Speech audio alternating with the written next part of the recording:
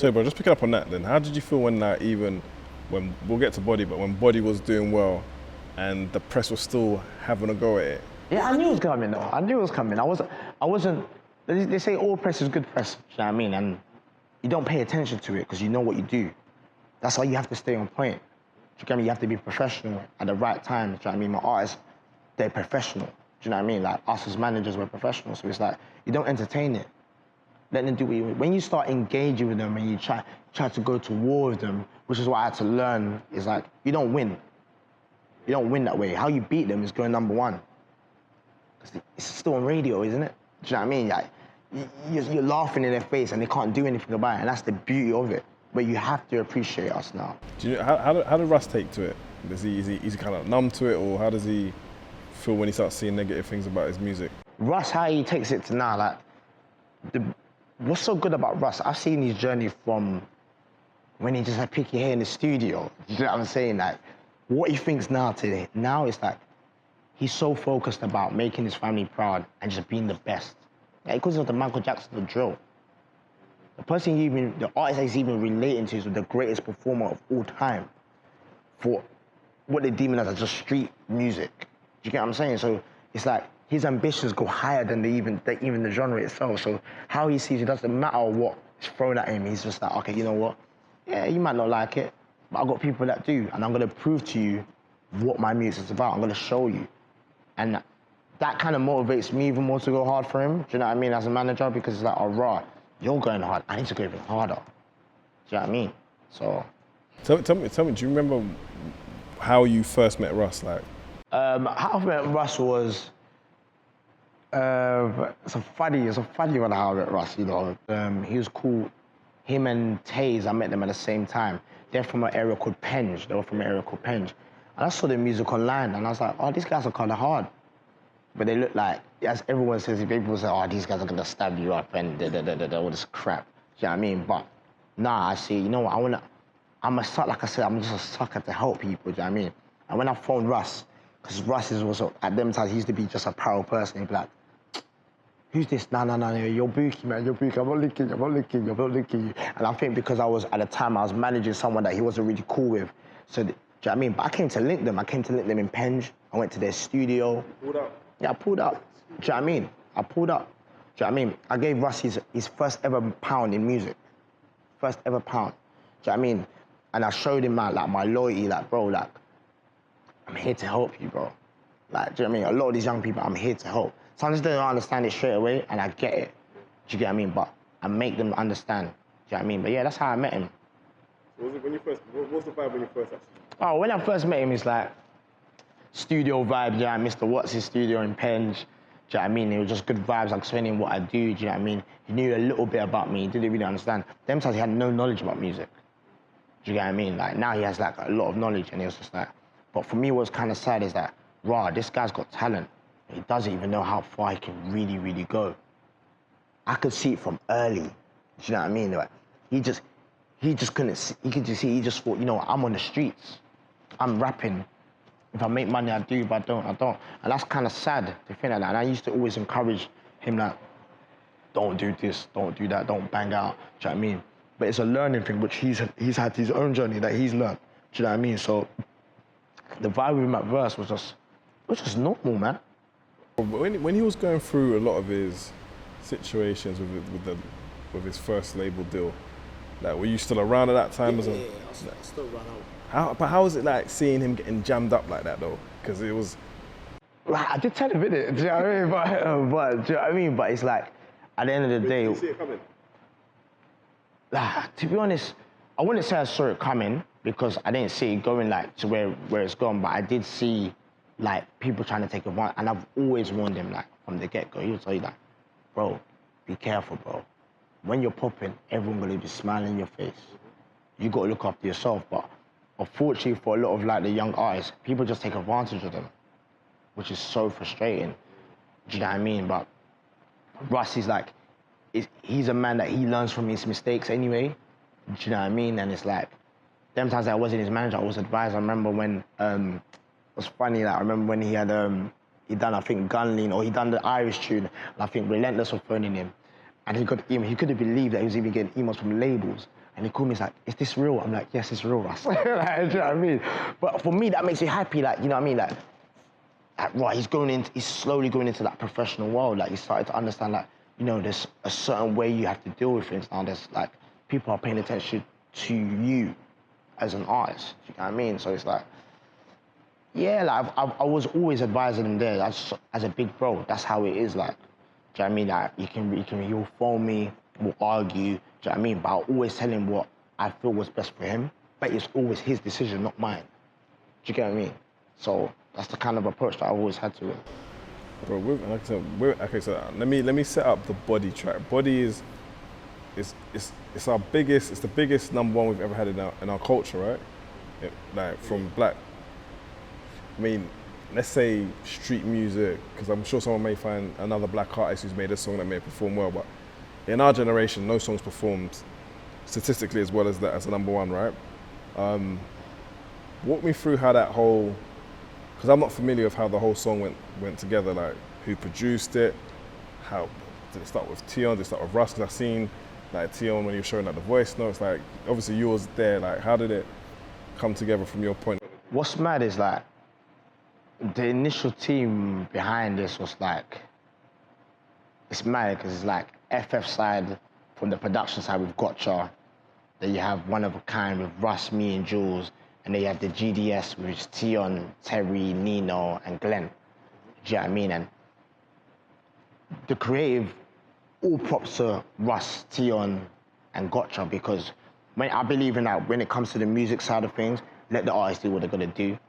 Like, do you know what I mean? You can add your expertise in terms of like what may sound good for radio or marketing-wise, but when it comes to them, that's all props to them. Like, you can see the early videos of Tion spitting it with no words, and you know, they go studio together and they vibe and they know what they're doing. But who makes the call for that, the session to happen? The beat, Russ have found the beat from Gotcha, because he's got a relationship with Gotcha, like they're basically like one, because he produces a lot of his tracks. Do you know what I mean? And from there, he then shouts Tion, and then, you know, him and Tion talk, and they go back and forth. Do you know what I mean? And they're able to create the song out of that. Do you get what I'm saying? And then what we is that initially we all planned it together. Do you know what I mean? We actually signed it independently with Tion's label. Do you know what I mean? Because we all believed in the song. We all on the phone every day, planning, okay, how is this gonna work? Everyone, who's gonna play their role in what? Because everything was in-house. We managed the producer. On the other side, co-managed Russ. Tion's co-managed by GDS. So it made sense to do it with them and believe in the record. And what's mad is that the way them guys, because me and Jules believed in the record, which is my co-business partner for us, is that, but the way these guys were screaming about this record was even further than we were screaming about it. And I wanted to so badly understand why. Do you know what I mean? I knew it was hard, but the way they were screaming about it, like, I remember us saying, skills, trust me, body. Tion was like, body. Like, I'm thinking, what is it that I'm missing from this song? And that's the difference between, that's the difference between artist and manager, that they just have that, they just know. Same with Gotcha, they just know what the hit really, really sounds like. Do you know what I mean? And that was kind of impressive to hear. And then, yeah, we did the record. You know, we moved the record around. No one really believed in the record at first. It's just mad. No one really believed in the record, bro, for whatever reason, and it's just... What was the actual feedback? What were they saying when they heard the record? No, people like, you get me? Like, we knew it was like, we were all rooming about, people like, like, not really too sure.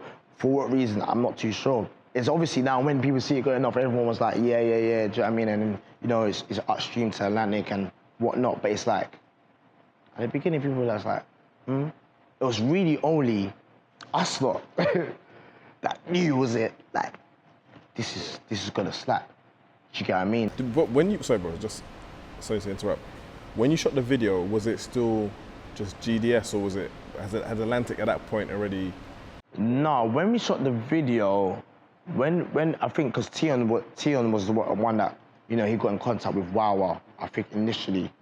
When we shot the video, we believe it was still GDS. At that point, it was still like under GDS. We were still trying to do it independently. Obviously, in the end, ended up getting up straight to Atlantic, but it was still GDS at that point when we shot the video. And the beauty of that, like Wawa, big up Wawa, like, you know, he played his part in like helping create that transitional moment that went viral as well.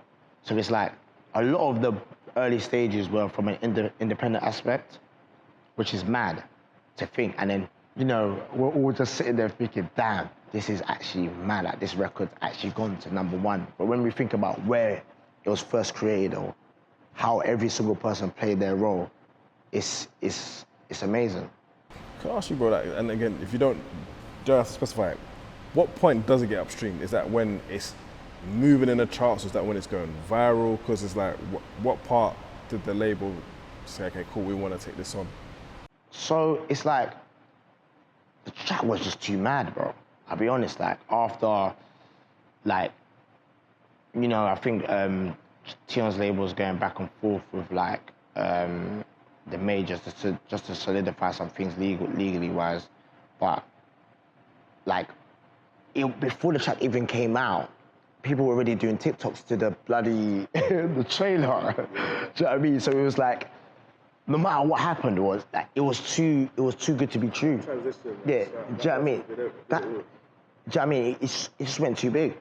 Like, it was just too big, bro. Like, do you know what I mean? So before we knew it, a major, like, obviously Tion signed to Atlantic or whatnot, like, the majors got behind it and then, you know, played their part on that aspect. But initially, it was just moving. It's just moving. But I think part of it also shows that as a manager, you also got to have a bit of an A&R ear as well, because like the artists always believe that whatever they make can possibly go, but like to guide it, like I think the most powerful thing is like young black men and women per se get involved, and together they can create something that can dominate the charts. It didn't start from a label orientated, hey, rap with him, he's hot. It was organic. Do you know what I mean? I think that shows a lot of power, bro, between you guys, man. Like, and how like, the synergy must have been crazy though, bro. Like, just when you're seeing it, like, how do you even feel now, bro, knowing that you can manifest and collectively create something so big? Mad, do you know what I mean? And shout out to the GDS guys. That was my first time. I've known Terry for a long time, but that was my first time working with like Tion, Terry, and Glenn. Do you know what I mean? And they showed me like how they operate as well. I learned a lot from them as well. Do you know what I mean? So it's like, yeah, it's just mad to think that we're able to create this, and it's just like, it's just more, it's like, I can't explain the happiness it is like when it's like, okay, cool, like we've all done this together. Yeah. Do you know what I mean? Like everyone's played a part, and together, like it's like my producer, like, it's his first #1 as well. Do you know what I mean? And so the thing is, what for me, why it's even more passionate for me, because this is drill. This is something I've been fighting for on Sky News, BBC News, with TK. Like, the fact that we even got the #1 in the genre they've been trying to shut down, that we've been going on news channels to prevent, it's priceless. Do you know what I mean? So, yeah, man, it's amazing. Nah, it's incredible, bro, because I think it gave everyone crazy hope. Like, you always need one of those types of things to just inspire a next generation, that to just overcome the obstacles, because if you lot didn't have this #1, like, and bro, to be honest, this year's been quite quiet for the scene. Like, there hasn't been too many. In reality, Tion's basically put down most of the hits in the last 2 years. Do you get what I mean? So I think it's important. The part I wanted to ask you about is, when a song's getting so big, like, as a manager, or even, I mean, I haven't spoken to Russ, but do you even think like, yo, we may not have this again, bro? And how do you deal with that? Like, because I know you're someone who, you're always on to the next thing, and you've got ambition, but this may be a bit like a Leicester City moment. Yeah, do you know what I mean? You have the self-pressure. It's gonna come naturally as a manager. Any manager, like, in a position like this, there's people that probably got like 10, 9 numbers. When they probably got their first #1, they're probably thinking, oh, they're gonna get another one. But at the same time, it gives you that you have that motivation, and you have that drive to say, you know what, we can do it again because we've done it. Do you know what I mean? But you do have that self-pressure. Do you know what I mean? And it's kind of good, like, having an artist like Russ. He's already thinking about, all right, cool, I've got #1 here. How do I get another #1? Or how do I get a #1 mixtape? Or how do I get a #1 album? Do you get what I mean? And that's the kind of things I want to hear, rather than, oh, we got a #1, let's sit back. Do Do you know what I mean? Because that's the way I'm thinking. Because even which is kind of a bad way to think, how I think is that something may be so good, but I think about it at its worst point. Do you get what I mean? So I've got #1 now, but I think, okay, if I was to release the next track, which I know is not going to happen anyway, what happens if we get 1 view? Have I got everything in place to facilitate it getting past 1 view? If I've got everything in place, I'm doing something right. And that's the kind of mindset I have. Because I don't try and think, okay, because we got #1, the next track is automatically going to do well, which it is. But I think, what if it's not going to do well? So you make sure you have the right things in place. And you have to have that kind of mindset. So then you're always on point. So your rollout's always good. Do you know what I mean? Your marketing structure's always good. If you don't think like that, then you're already 1 step behind, or your competition's 1 step ahead. Do you know what I mean? So yeah, that's the kind of pressure that you got to put on yourself.